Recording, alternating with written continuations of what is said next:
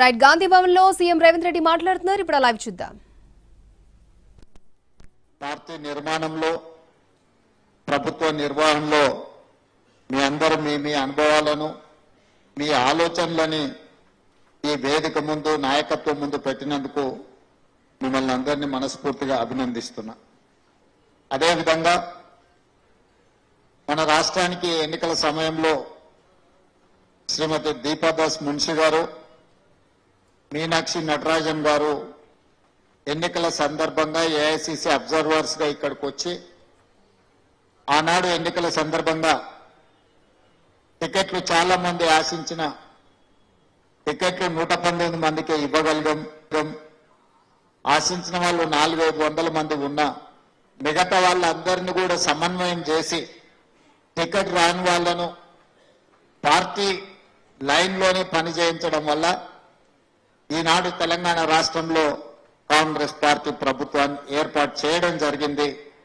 వారు ఆ అనుభవంతో ఈరోజు వారిని తెలంగాణ రాష్ట్రానికి ఇన్ఛార్జిగా శ్రీ మల్లికార్జున్ ఖర్గే గారు, శ్రీ రాహుల్ గాంధీ గారు నిర్ణయించి ఇక్కడికి పంపించడం జరిగింది.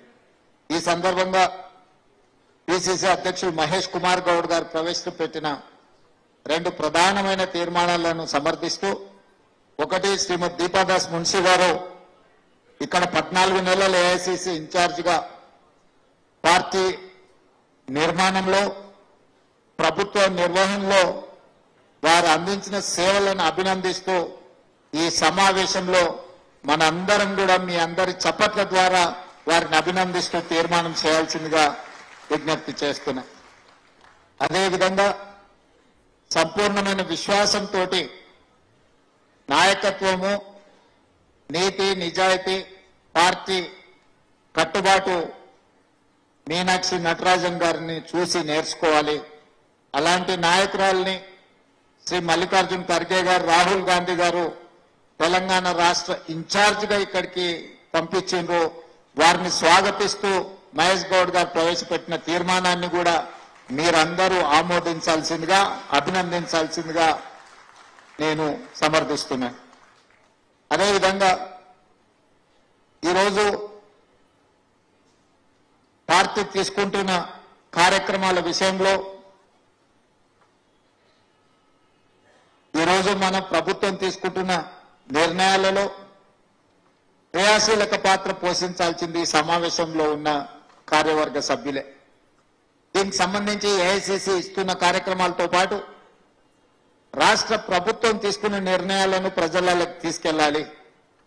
ఇది నిరంతర ప్రక్రియ.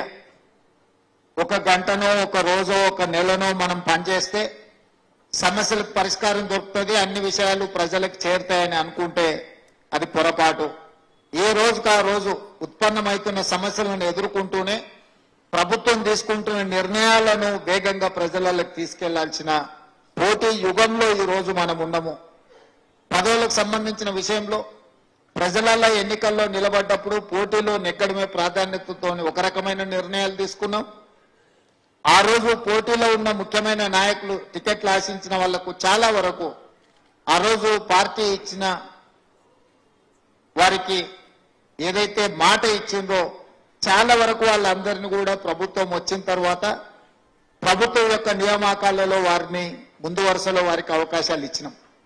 అదేవిధంగా జిల్లా పార్టీ అధ్యక్షులుగా 4-5 సంవత్సరాలు, 5-6 సంవత్సరాలు కూడా జిల్లా పార్టీ అధ్యక్షులుగా ప్రతిపక్షంలో ఉండి కేసులు ఎదుర్కొని ఇబ్బంది పడ్డ వాళ్ళందరినీ కూడా చాలా వరకు 70-80% జిల్లా పార్టీ అధ్యక్షులకు కూడా మనం నామినేటెడ్ పదవులు ఇవ్వడం జరిగింది. ఇదే కాదు, నేను పిసిసి అధ్యక్షుడిగా ఉన్నప్పుడు డిపార్ట్మెంట్స్ కానీ ఫ్రంటల్ ఆర్గనైజేషన్స్ కు బాధ్యతలు తీసుకోమంటే చాలా మంది నిరాకరించారు. ఈ చిన్న పదవి మాకెందుకు, ఈ పదవులు మేము తీసుకుంటామో, మా స్థాయి పెద్దది అని. కానీ ఎవరైతే తీసుకొని ఎవరైతే పార్టీ ఇచ్చిన బాధ్యతను వారు క్రమం తప్పకుండా నిర్వహించారో ప్రభుత్వం వచ్చిన తర్వాత దాదాపుగా అన్ని డిపార్ట్మెంట్స్ కు ఫ్రంటల్స్ చైర్మన్లకు, ప్రెసిడెంట్లకు ఈ రోజు 37 మందికి ఒకటే కలం పొత్తుతోని కార్పొరేషన్ చైర్మన్లు వచ్చి పార్టీ జెండా మోస్తే మీకు గుర్తింపు ఉంటుంది అని చెప్పి మన జాతీయ నాయకత్వం నిర్ణయం తీసుకున్నది. ఈ రోజు 65 మందిని పార్టీ కోసం పనిచేసిన వాళ్ళు నేను గర్వంగా ఈ వేదిక మీద నుంచి ఖచ్చితంగా ఒక మాట చెప్పదలుచుకున్నాను. నియామకం జరిగిన ఏ కార్పొరేషన్ చైర్మన్ కూడా ఎన్నికల కంటే ముందు పార్టీ కోసం కష్టపడ్డోళ్ళకి ఇచ్చిన వాళ్ళ యొక్క కష్టాన్ని పార్టీ ప్రభుత్వం గుర్తించింది, వాళ్ళకు అవకాశాలు కల్పించడం. ఏ ఒక్క పదవి కూడా పైరులతోని మనం ఎవరికి ఇవ్వలే. దీన్ని బట్టి ఈ సమావేశంలో ఉన్న వాళ్ళకి, ఈ సమావేశాన్ని చూస్తున్న వాళ్ళకి అందాల్సిన సందేశం ఏంటంటే, పార్టీ జెండా మోసిన వాళ్లకు, పార్టీ కోసం కష్టపడ్డోళ్లను, కార్యకర్తలను కాపాడుకున్న వాళ్లకు సముచితమైన స్థానం తెలంగాణ రాష్ట్ర ప్రభుత్వంలో వస్తుంది అని చెప్పి నేను ఈ సందర్భంగా ముఖ్యమంత్రి అనే మిత్రులందరికీ చెప్పదలుచుకున్నా. సమర్థులు చాలా మంది ఉన్నారు, అవకాశాలు ఇవ్వాల్సిన వాళ్ళు చాలా మంది ఉన్నారు. సుదీర్ఘ కాలంగా 20 ఏళ్ళు, 30 ఏళ్ళు, 40 ఏళ్ళ కోసం కూడా పార్టీ కోసం పనిచేసిన వాళ్ళు ఉన్నారు. అన్నేళ్ళు పనిచేసినా కూడా కొంతమందికి అవకాశాలు రాలే. తప్పకుండా వాళ్ళందరినీ కూడా మీనాక్షి నటరాజన్ గారి నేతృత్వంలో షార్ట్ లిస్ట్ తయారు చేస్తాము. నేను స్పష్టంగా दीदी मेरा एक ही गुजारिश है, हम बहुत सारे लोगों को दिए मगर काफी लोग बच गए. जो 30-40 सालों से जो पार्टी के लिए काम कर रहे हैं उन लोगों की एक मौका भी नहीं मिला. मैं एक ही मैं आपसे गुजारिश करता हूं और मेरा दोस्त महेश गौड़ जी को मैं रिक्वेस्ट करता हूं कि वो लिस्ट बनाओ. जिनको मौका नहीं मिले, सालों से जो पार्टी के जिम्मेदारी उठाए, जो पार्टी के लिए काम कर रहा है, उन लोगों को आने वाले दिनों में हम पहला प्रायोरिटी दे देंगे. क्योंकि वो काम किए तो ये भरोसा आएंगे आगे अपने कार्यकर्ता भी पार्टी झंडा उठाने के लिए, पार्टी के साथ काम करने के लिए उन लोगों को एक भरोसा मिलने वाले है. तो ऐसे ही जब हम ऑफिशियल पोस्ट डालने के लिए 2 दिन में 4 दिन में हम लिस्ट बनाए तो जल्दी में कुछ गलत भी हो सकता है. इसीलिए मेरा एक ही गुजारिश है, आप एक सिस्टम बनाओ.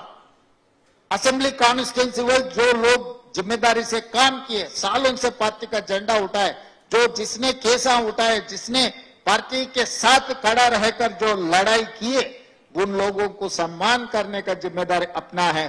तो असेंबली वाइज, मंडल वाइज आप लिस्ट बना दो, अब फीडबैक ले लो. सर्वे हम टिकट के लिए सर्वे कर रहे हैं और किसी के लिए सर्वे बोल रहे हैं, सब कुछ बोल रहे हैं, पर पार्टी के लिए जो काम कर रहा है, जिसको हम सम्मान कर रहे हैं, उसके लिए भी कुछ सर्वे फीडबैक ले लो. क्योंकि ये इंडिपेंडेंट एक असेसमेंट आप मिले, आपके लिस्ट में रहा तो जो लेवल पे जिसको जिम्मेदारी देना है, कैसे करना, आपको भी एक पूरा सोचदार आएंगे. ये मॉडल, तेलंगाना के मॉडल आने वाले दिनों में दूसरे राज्यों में भी कांग्रेस पार्टी इस्तेमाल कर सकता है. जिसको पार्टी का जिम्मेदारी दे सकता है, कुछ लोगों को सरकार में भी जिम्मेदारी दे सकता है, कुछ लोगों को एआईसीसी लेवल पे भी हम लोग भेज सकते हैं. Not only within the state, we can suggest certain names to AICC. Why? Because AICC is going to appoint AICC secretaries or other posts, AICC general secretary and other departments chairman in national level. ऐसे भी हम लोग यहाँ पर जो senior, जो experience, जो party के लिए 40-50 साल से जो काम कर रहा है, AICC लेवल पे भी हम लोग उन लोगों को कुछ काम जिम्मेदारी दिलाए तो आगे पार्टी के लिए अच्छा होगा. మిత్రులారా, నేను ఒకటే మాట చెప్పదలుచుకున్నా, ఎవరైతే కష్టపడ్డారో వాళ్ళకి అవకాశాలు ఇవ్వాల్సిన బాధ్యత ఈ సమావేశంలో ఉన్న వాళ్ళకు ఉన్నది. ఈ సమావేశంలో ఉన్న వాళ్ళకు కొంతమందికి అవకాశాలు రాలేదు, నేను అర్థం చేసుకుంటా. కానీ వాళ్ళందరినీ కూడా కాపాడవలసిన బాధ్యత పార్టీ మీద ఉన్నది. ఈ రోజు ఇచ్చిన వాళ్ళందరినీ కూడా 2 సంవత్సరాల కోసం వాళ్ళ కార్పొరేషన్ చైర్మన్లు పదవులు ఇచ్చినాం.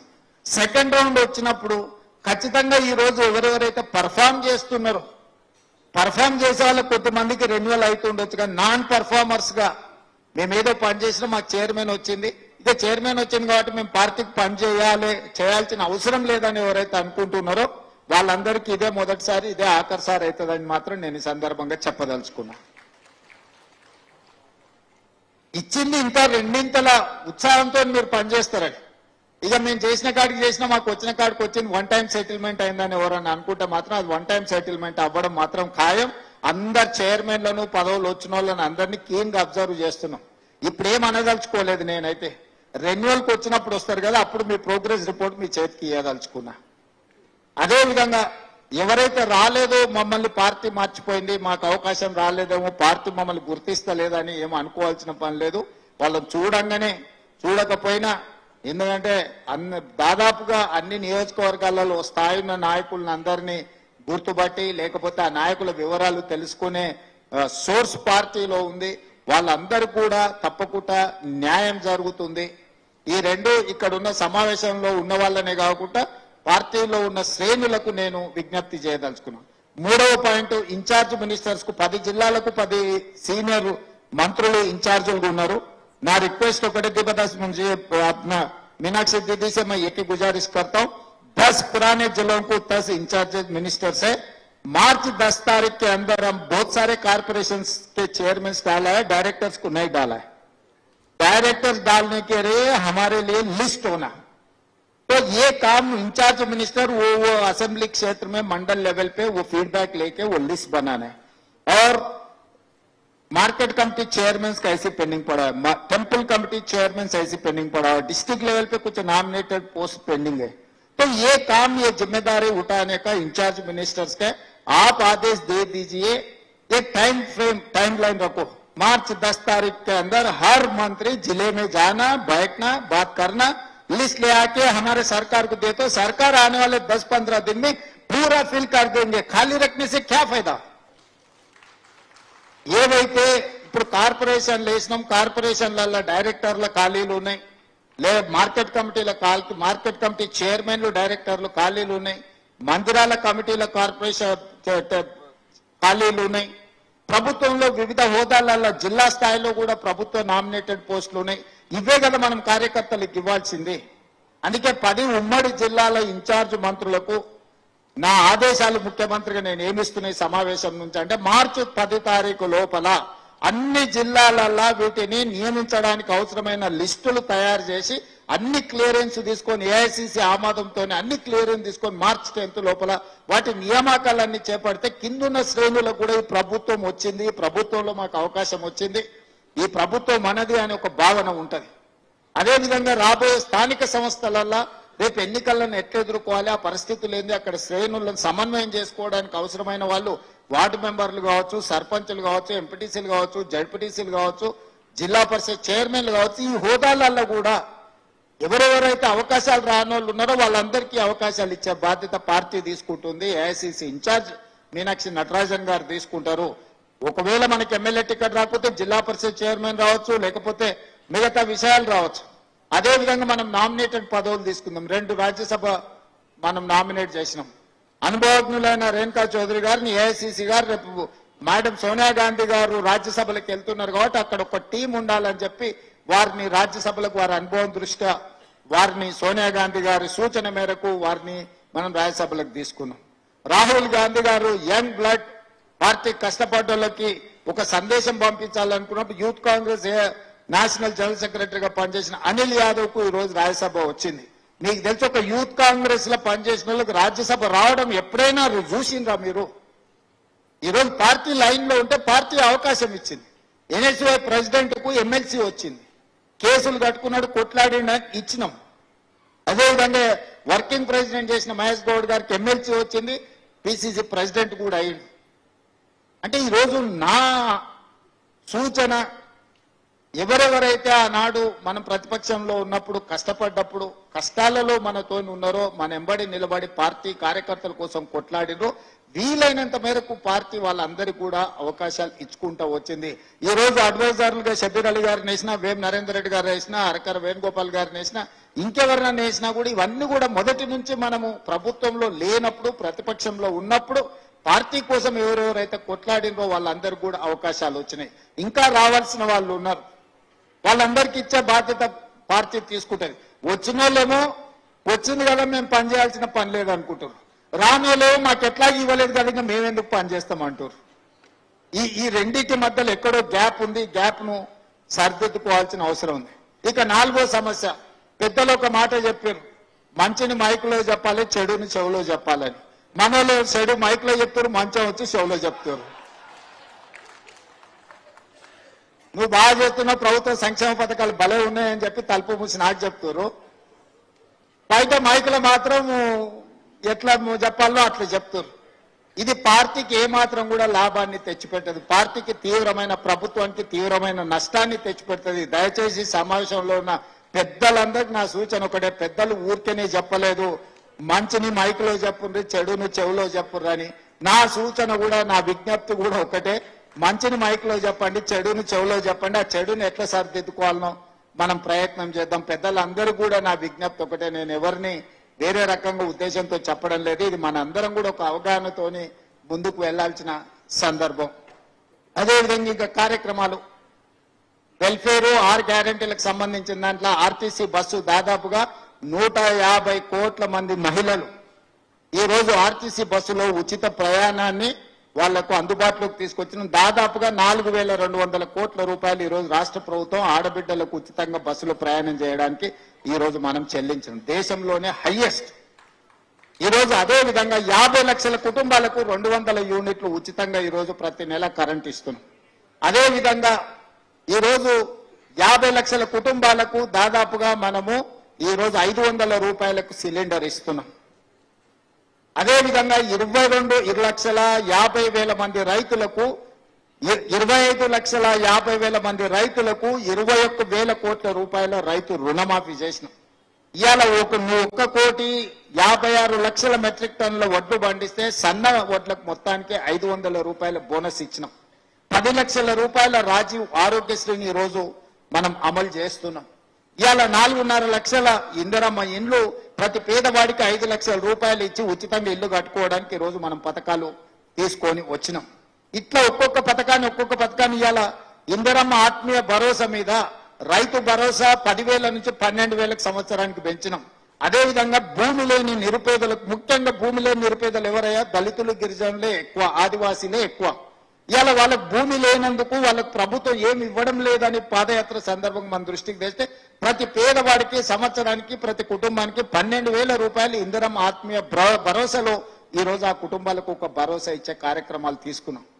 అదేవిధంగా ఈ దేశంలోనే నేను ఛాలెంజ్ చేస్తున్నా, మొదటి సంవత్సరంలో 55,163 ప్రభుత్వ ఉద్యోగాలు ఇచ్చిన ఏ రాష్ట్రం లేదు. స్వతంత్రం వచ్చినప్పటి నుంచి ఈ రోజు వరకు తెలంగాణ రాష్ట్రం అన్ని ప్రభుత్వ ఉద్యోగాలు ఇచ్చింది. మన సక్సెస్ స్టోరీస్ ఎన్నున్నాయనంటే మనం ఎంత చెప్పుకున్నా కూడా తరగనంత సక్సెస్ స్టోరీ ఉంది. కానీ మనం ఎవరం మన సక్సెస్ స్టోరీని చెప్పుకోవడానికి, మన సక్సెస్ స్టోరీని మనం ఎంజాయ్ చేయడానికి మనం ఆలోచన చేయడం లేదు. ఇవాళ కులగణన నేను అడుగుతున్న ఈరోజు పెద్దలు వి హనుమంతరావు గారు ఉన్నారు. వాళ్ళు అప్పుడు యూనివర్సిటీ జిల్లాలో రిజర్వేషన్ లేకపోతే బీసీ రిజర్వేషన్ సోనియా గాంధీ గారితో అడిగి కొట్లాడించి పెట్టించాను. 1931లో తెల్లదొరలు ఉన్నప్పుడు కులగణన జరిగితే 95 సంవత్సరాల నుంచి ఎవ్వరు కూడా కులగణన చేయలేరు. 2011లో కాంగ్రెస్ కేంద్రంలో మన్మోహన్ సింగ్ గారి నేతృత్వంలో ఉన్నప్పుడు చేసిన ఆ నివేదిక బయటికి రాలేదు. మోడీ గారు వచ్చేసి ఆ నివేదికను కూడా దొక్కేసింది. అంటే 95 ఏళ్ళు ఈ దేశంలో కులగణన జరగలేదు. 95 ఏళ్ల నుంచి జరగని కులగణన ఒక్క సంవత్సరం లోపలనే మన ప్రభుత్వం కులగణన చేసి దేశానికి ఆదర్శంగా నిలబడ్డది. 100% transparent, 100% accurate with detailed self-declared data we have collected. Cabinet subcommittee headed by Uttam Kumar Reddy garu, అందులో దామోదర రాజ నరసింహ, సీతక్క, శ్రీధర్ బాబు గారు, పొన్నం ప్రభాకర్ గారు, ఒక అనుభవజ్ఞులైన ఒక టీంను రాహుల్ గాంధీ గారి ఆదేశాల మేరకు ఈ రోజు మనము పర్ఫెక్ట్ కులగణన ఈ రోజు ఎవ్వరు కూడా ఎక్కడ ఛాలెంజ్ చేస్తలేరు. మైకుల ముందు ఛాలెంజ్ చేస్తారు, ఇది తప్పుందా అది తప్పుందని. ఎందుకంటే మన ప్రాసెస్ 100% కరెక్ట్ ఉంది కాబట్టి కోర్ట్ ఆఫ్ లా ఉంది. కానీ ఇంకో దగ్గర కానీ ఎవరు ఛాలెంజ్ చేస్తలేరు దీన్ని. ఇవాళ పెద్ద ప్రొఫెసర్ కంచా ఐలయ్య గారు సాక్షిలో ఒక పెద్ద ఆర్టికల్ రాసింది మనం చేసిన కులగణన మీద. ఆయన సోషల్ సైంటిస్ట్ ప్రొఫెసర్ కంచా ఐలయ్య గారు ఈరోజు సాక్షిలో ఒక పెద్ద ఆర్టికల్ రాసింది, అభినందించుకుంటా. ఆయన ఎవరు నన్ను తీసుకు ఒప్పుకునేవాడు కాదు. మీకు అందరికీ తెలుసు కదా కంచా ఐలయ్య అంటే is a big critic.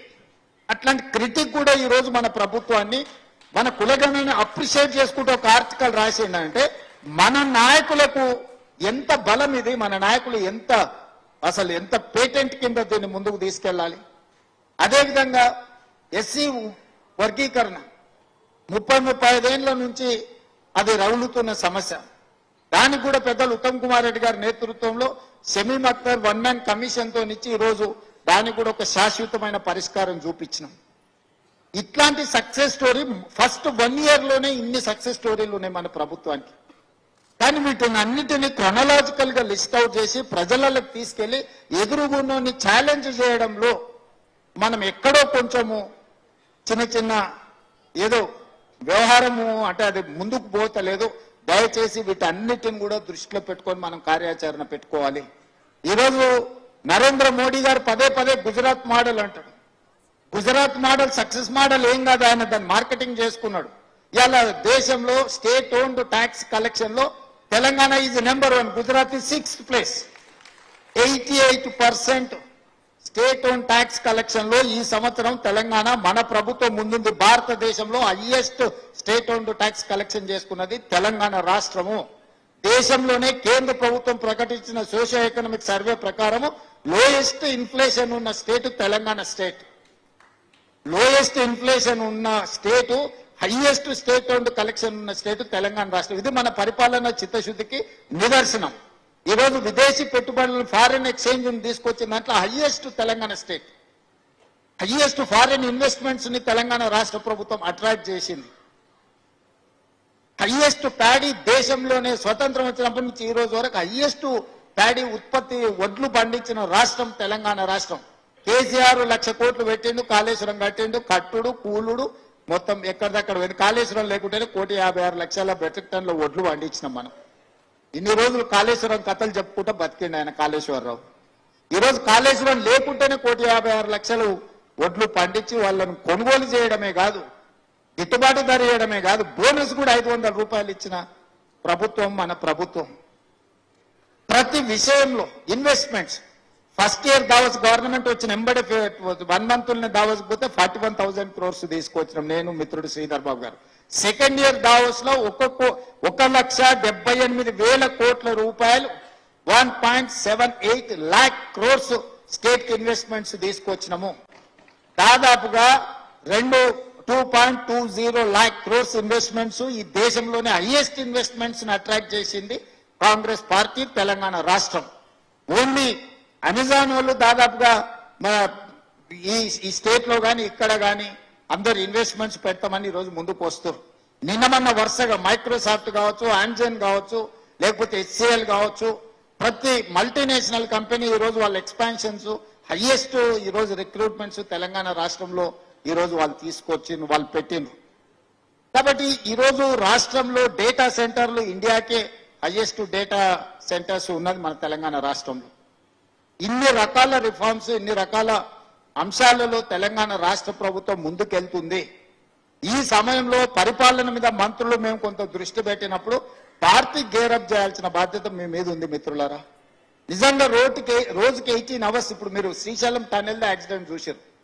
Uttam Kumar Reddy గారు ఆల్మోస్ట్ యాక్సిడెంట్ అయిన 2-3 గంటలలోనే నేను అప్పటికప్పుడు వారితో మాట్లాడి మీరు ఇమ్మీడియట్ గా వెళ్ళండి అన్న స్పాట్ అని చెప్పి మనం హెలికాప్టర్ ఇచ్చి వారిని పంపించి ఆ రోజు నుంచి ఈ రోజు వరకు నిరంతరం 24/7 మంత్రి గారు, కోమటిరెడ్డి గారు, బట్టి విక్రమార్క గారు, జూపల్లి కృష్ణారావు గారు మొత్తం మంత్రివర్గాన్ని అక్కడ కూర్చోబెట్టి మనము ఆ క్రైసిస్ ని మనం అడ్రస్ చేస్తున్నాం. ఏ చిన్న సమస్యను కూడా మనము నిర్లక్ష్యం చేయకుండా వెళ్తూనే ఉన్నాం. డైట్ ఛార్జెస్ 10 సంవత్సరాల నుంచి కేసీఆర్ ₹1 పెంచకపోతే డైట్ ఛార్జెస్ పేదల పిల్లలకు 40% పెంచినాం. Cosmetic charges for girls and boys 200% పెంచినాం. మనం 20 ఏళ్ల నుంచి కాస్మెటిక్ ఛార్జెస్ పెంచలేదు. ఈ రోజు ఇంటిగ్రేటెడ్ రెసిడెన్షియల్ స్కూల్స్ ప్రతి కాన్స్టిట్యున్సీకి ఒకటి ఇచ్చి ఈచ్ రెసిడెన్షియల్ స్కూల్ కి 200 crores, almost 25,000 crores we are going to spend on that young India integrated residential school. This is the unique model, this is the model for the country. ఇవాళ young India sports యూనివర్సిటీని తెచ్చుకున్నాం, young India skills యూనివర్సిటీని తెచ్చుకున్నాం. ఇవాళ दीदी हर साल यहाँ से 1,10,000 इंजीनियरिंग ग्रेजुएट पास होकर सर्टिफिकेट लेके निकल रहा है, मगर स्किल अपग्रेड नहीं है, उसका स्किल टैलेंट कम है, इसीलिए नौकरी नहीं मिल रहा. इसीलिए स्किल अपग्रेडेशन, स्किल टैलेंट बढ़ाने के लिए हम स्किल्स यूनिवर्सिटी स्टार्ट किए, headed by Anand Mahindra group of companies. Chairman is our university chairperson. It is in a public-private partnership model. All top-notch corporate companies directors are in the board. They have to take a policy decision. They have to run the university. Just government of Telangana is a facilitator. We have created a 600 crores corpus fund to maintain that university. So this is one of the unique model. Now we have started Young India Sports University. That is also under public-private partnership. Most of the corporate companies are ready to support in this, in this activity. So we are creating a new model for the country. So Congress can claim alternative Gujarat model. Telangana model is alternative Gujarat model. Congress party model is Telangana model for caste census, for categorization, for unemployment issue address, all other issues. ఇన్ని విషయాలల్ల మనము ఈ దేశానికే, నేను ఇక్కడ ఉన్న మిత్రులకు ఒకటే చెప్తున్నా, ఈడున్న చాలా మంది మన ప్రభుత్వం వచ్చి ఉండొచ్చు, మనం హోదాలు వచ్చి ఉండొచ్చు, ఇది కాదు మన టాస్క్. మన కసి ప్రధానమంత్రిని రాహుల్ గాంధీని చేసే వరకు తగ్గొద్దు. ఆనాడు మీరు కసితో పట్టుదలతో పనిచేసింది కాబట్టి ఈనాడు ఈ రాష్ట్రంలో ప్రభుత్వాన్ని ఏర్పాటు చేసినాం. మరి ఈ రోజు ఆ కసి ఆ పట్టుదల ఏమైందని నేను అడుగుతున్నా. రాహుల్ గాంధీ గారిని దేశానికి ప్రధానమంత్రిని చేయాల్సిన బాధ్యత తెలంగాణ కాంగ్రెస్ పార్టీ కార్యకర్తల నాయకుల మీద లేదా? ఇవాళ కేవలం మనకు చిన్న పదవో పెద్ద పదవో రాలేదని మన దేశం నరేంద్ర మోడీ మధ్యన ప్రాంతాల మధ్యన చిచ్చు పెట్టి అధికారం శాశ్వతంగా ఉండాలి అని అనుకుంటున్న బీజేపీని అధికారంలో నుంచి దించాలి అంటే అది తెలంగాణ రాష్ట్రం నుంచే ప్రారంభం అవ్వాలి. ఆ కసి ఆ పట్టుదల రాహుల్ గాంధీని ప్రధానమంత్రిని చేసే వరకు మనం అందరం కష్టపడాలి. అందుకే మేము నిరంతరం ఎవరు ఏమన్నా ఏం మాట్లాడినా కూడా నేను మంత్రివర్గ సహచరులం అందరం నిరంతరం కష్టపడుతాం. We wanted to create a model for the country. ఇట్లాంటి మోడల్ రేపు దేశంలో మనము కాంగ్రెస్ పార్టీకి ఒక అనుకూలమైన వాతావరణాన్ని సృష్టిస్తుంది. ఈ అనుకూలమైన వాతావరణాన్ని సృష్టించాలంటే తెలంగాణ కాంగ్రెస్ పార్టీ కార్యకర్తలు కష్టపడాలి. ఎన్ని కష్టాలను ఎదుర్కొని సోనియా గాంధీ గారు తెలంగాణ రాష్ట్రం ఇచ్చారో ఒకసారి గుర్తు తెచ్చుకోండి. ఒక్కసారి ఆలోచన చేయండి. ఆ నాయకురాలు ఎంత త్యాగం చేస్తే ఈరోజు తెలంగాణ రాష్ట్రం వచ్చింది. ఇవాళ రాహుల్ గాంధీ గారు ఎంత పట్టుదలతో ఉంటే, నా బలహీన వర్గాల సోదరులు నేను అడుగుతున్న పెద్దల హనుమంతరావు గారిని, రాహుల్ గాంధీ గారు ఎంత పట్టుదలతో ఉంటే ఈ రోజు ఈ రాష్ట్రంలో కులగణన పక్కాగా జరిగిందో మీరు ఒక్కసారి ఆలోచన చేయండి. మా దళిత సోదరులను నేను అడుగుతున్నా, ఎస్సీ కేటగరైజేషన్ ఏదైనా రాష్ట్రంలో జరిగిందా? ఇవాళ తెలంగాణ రాష్ట్రంలో చేసినాము అంటే రాహుల్ గాంధీ గారు పట్టుదలతో ఉండబట్టే కదా ఈ రోజు కేటగరైజేషన్ చేసింది. ఈ రోజు కాంగ్రెస్ పార్టీ అధికారంలో ఉంది కాబట్టి ఇవన్నీ సమస్యలు మనం పరిష్కరించగలిగినాం కదా. ఒక రాష్ట్రంలోనే అధికారంలో ఉంటే ఇన్ని సమస్యలను పరిష్కరిస్తే కేంద్రంలో రాహుల్ గాంధీ గారు ఈ దేశానికి ప్రధానమంత్రి అయితే ఎన్ని సమస్యల్ని పరిష్కరించవచ్చో, ఈ దేశాన్ని ఎంత అభివృద్ధి పదం వైపు నడిపించవచ్చో దాంట్లో మనము రాహుల్ గాంధీ గారితో భుజం కలిపి నడవాల్సిన అవసరం ఉందా లేదా? చివరిగా ఒక్క మాట అడగదలుచుకున్నా. మోతీలాల్ నెహ్రూ, జవహర్లాల్ నెహ్రూ, ఇందిరాగాంధీ గారు, రాజీవ్ గాంధీ గారు, సోనియా గాంధీ గారు ఎన్ని తరాలు దేశం కోసం సర్వం త్యాగం చేసిండ్రు, వేల కోట్ల ఆస్తులను త్యాగం చేసిండ్రు, ప్రాణ త్యాగాలు చేసి అమరులైనరు, పదవులు త్యాగం చేసిండ్రు. వాళ్ళ మునిమన్మడు రాహుల్ గాంధీ కన్యాకుమారి నుంచి కశ్మీర్ వరకు 150 రోజులు 4000 కిలోమీటర్లు మండు టెండల మంచు కొండల పేదల దగ్గరికి నడుచుకుంటూ వెళ్ళి ఈ దేశాన్ని నిర్మించడానికి, ఈ దేశంలో పేదలకు అందుబాటులో ప్రభుత్వాన్ని తీసుకురావాలని ప్రయత్నం చేస్తే మనము కడుపులో చల్లగదలకుండా మేము ఇంట్లోనే కూర్చుంటాం, పదవులు రావాలంటే ఎట్లొస్తాయి మిత్రులారా? గాంధీ ముని మన్మడు ఈ రోజు 1000 కిలోమీటర్లు పాదయాత్ర చేసి పేదోళ్ల దగ్గరికి పోతుంటే, తండాలలో గూడాలలో మారుమూల పల్లెల్లో రాహుల్ గాంధీ తిరుగుతుంటే బ్రాండ్ చెప్పుకోనో లేకపోతే బట్టలు వేసుకుంటేనో పదవి వస్తుంది అనుకుంటే రాదు మిత్రులారా, అది కుదరదు. రాహుల్ గాంధీ పేదోళ్ల దగ్గరకు పోయి రోజుల కొద్దీ నెలల కొద్దీ 1000 కిలోమీటర్లు నడుస్తుంటే మనము కూర్చున్న కాడ పదవులు రావాలంటే రావు. ఎవరికి అరాకొర ఎక్కడో ఒక దగ్గర లక్కీ లాటరీ తగులుతూ ఉండొచ్చు. ఆ లక్కీ లాటరీ అందరికీ కామన్ గా అప్లై అవుతుంది అనుకుంటారు, తప్పు. రాహుల్ गांधी सड़क से लेकर संसद तक वो लड़ रहा। जब राहुल गांधी खुद सड़क में उतरकर अभी जब लड़ाई कर रहा है, हम लोग घर पे बैठे तो गाड़ी में बैठे तो ये होने वाला नहीं है। ऐसे काम ऐसे ये कुछ होने वाला नहीं है। मैं सीधा सीधा एक ही मेरा गुजारिश है सब मित्रों से, मैं बड़ा नहीं है, आप छोटा नहीं है। मुझे एक मौका मिला, कांग्रेस पार्टी ने दिया, कांग्रेस पार्टी कार्यकर्ता ने मौका दिए, मल्लिकार्जुन खड़गे जी, सोनिया गांधी जी, राहुल गांधी जी ने कुछ मौका दिया। मैं आज मुख्यमंत्री कुर्सी में बैठा हूं, मैं आभारी हूं उनको। जिंदगी भर में कांग्रेस पार्टी कार्यकर्ताओं के लिए मैं काम करूंगा, मगर आज राहुल गांधी को हम प्रधानमंत्री नहीं बनाए तो अपना मकसद पूरे नहीं हुए। हम मुख्यमंत्री बनने से, तेलंगाना सरकार बनाने से कोई फायदा नहीं है। देश में कांग्रेस के सरकार बनाना, राहुल गांधी इस देश का प्रधानमंत्री बनना, तभी हमारा मकसद पूरे होने वाले हैं। उसके लिए हम सब लोग मिलकर लड़ेंगे, हम लोग सब साथ में चलेंगे, केंद्र में कांग्रेस के सरकार बनाएंगे। उसके लिए उसके लिए मीनाक्षी नटराजन जी के नेतृत्व में तेलंगाना राज्य में हम लोग अच्छा काम करने के लिए इस मौके पे सब लोग बयान देना, सब इसकी जिम्मेदारी से यहाँ से स्पिरिट लेकर निकलना है आप लोग। చాలా మందికి బాధ ఉండొచ్చు, కోపం ఉండొచ్చు, దుఃఖం ఉండొచ్చు, ఆలస్యమైంది ఉంటాయి మన హ్యూమన్ బీయింగ్స్. నాకు కూడా అసంతృప్తి ఉంటుంది ముఖ్యమంత్రి అయినాక కూడా.